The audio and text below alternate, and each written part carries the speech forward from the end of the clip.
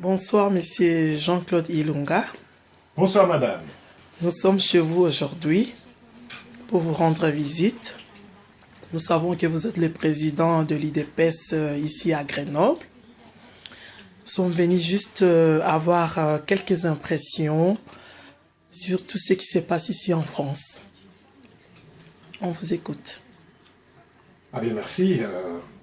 Notre pays court plusieurs dangers que vous connaissez, économiques, politiques, sociaux. Et puis nous avons beaucoup de problèmes actuellement. Et aujourd'hui, nous sommes en France, un pays où a commencé les droits de l'expression, de la liberté, de la presse et tout ça. Vous voyez bien que c'est attaqué aujourd'hui. Et le pays est en deuil.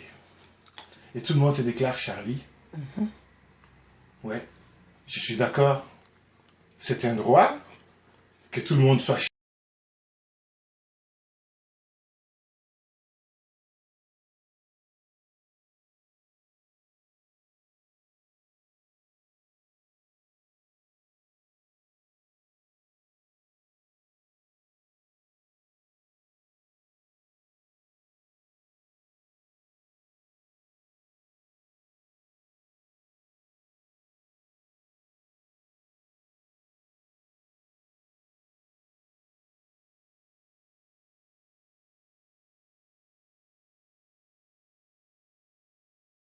qui sont là, ils se sont déclarés pour se faire extérioriser. Parler de leur pays, de l'atteinte, de l'expression qui est dans leur pays. Mais nous pouvons aussi trouver un vocabulaire ou une phrase appropriée pour les Congos, pour nous faire entendre qu'il y a 8 millions de morts à Kivu. Mais 8 millions de morts, c'est un chiffre qui a été dit, mais qui n'est pas resté stable. Parce qu'il y en a des morts qui continuent jusqu'à aujourd'hui. On ne sait pas si on va en arriver à 10 millions de morts comme le roi de Paul II en avait fait avant. Alors, merci. Et qu'est-ce que les Congolais attendent de réagir, comme on a vu depuis avant-hier, ce que les Français sont en train de faire, le marche, mobilisation et tout. Il y a plusieurs morts au Congo. Qu'est-ce que les Congolais attendent jusqu'à ce jour? Merci beaucoup, madame, de cette question intelligente et constructive. Aucun peuple ne s'est fait jamais libérer. Aucun peuple ne peut être libéré par un autre. C'est le peuple qui se libère. Et c'est cette idéologie qu'il faut imprégner dans la tête du Congolais pour que ces Congolais que je suis, que vous êtes, que plein de gens sont, réclamant au nom de Ingeta, au nom de la nation congolaise, beaucoup de choses. Mais il faut que le peuple congolais se prenne en charge et qu'il se libère. Okay. Pour se libérer, il faut des actions solides. Merci beaucoup. Merci. Ben, moi, j'avais une question à vous poser par rapport à la révision de la Constitution.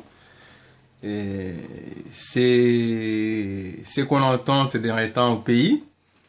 Et surtout, votre position sur la soi-disant candidature de M.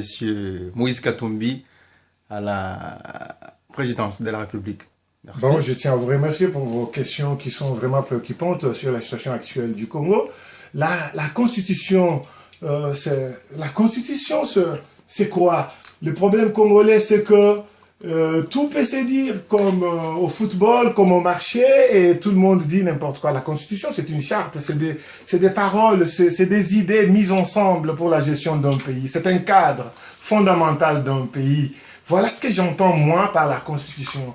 Mais se réveiller d'un moment à l'autre, d'un jour à l'autre, dire qu'on doit la modifier, ou modifier certains articles par rapport aux intérêts personnels, c'est quand même ridicule. Et ça, c'est une honte pour le peuple et l'autorité congolaise qui pensent à ça. Moi, j'aurais voulu que le mandat de chacun, lorsqu'il est à la fin, il le respecte, il quitte, et il regarde les autres voir. Parce que quand on est citoyen d'un pays, premièrement, on doit aimer son pays. Et quand on aime son pays, on doit le vivre paisiblement. Que quand on sort une parole, et que cette parole monte l'opinion internationale ou nationale, vous devez stopper. Stopper les viols que vous faites déjà, que vous avez installés dans le pays, nous les connaissons. stopper la modification de ce que vous faites au jour d'aujourd'hui comme révision de la Constitution. Vous m'avez parlé dans le deuxième volet de votre question de M. Moïse Katumbi. On n'est pas né partisan d'un parti politique. On les devient et on les souscrit.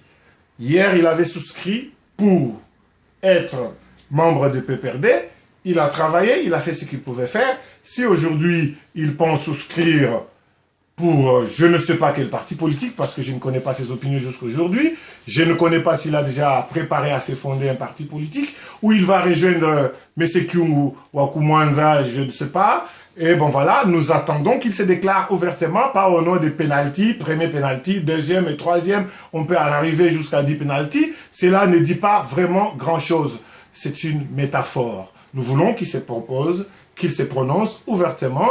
Et voilà, si ces idées sont bonnes et claires, voilà le peuple que nous sommes, que vous êtes, qui m'écoutez, pourront peut-être voir dans quelle mesure le peuple peut les soutenir. Voilà. Merci beaucoup. Merci de nous avoir reçus. Je ne sais pas si vous avez un mot de vœu. Oui, nous sommes dans une année qui commence. Moi, je souhaite à tous les Congolais, je souhaite à notre peuple, au peuple français qui nous a accueillis ici, au peuple congolais qui vit dans les jungles, des troubles, de tout ce qu'il y a. Je vous souhaite le vœu le meilleur. Et en plus de cela, c'est une année d'espérance que vous devez commencer. Tenez bon, vous allez un jour vaincre. Voilà mon dernier mot.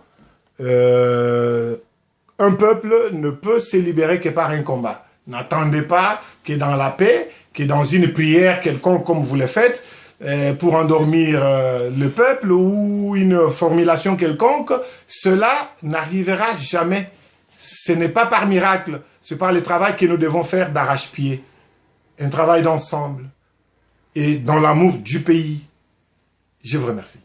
Merci.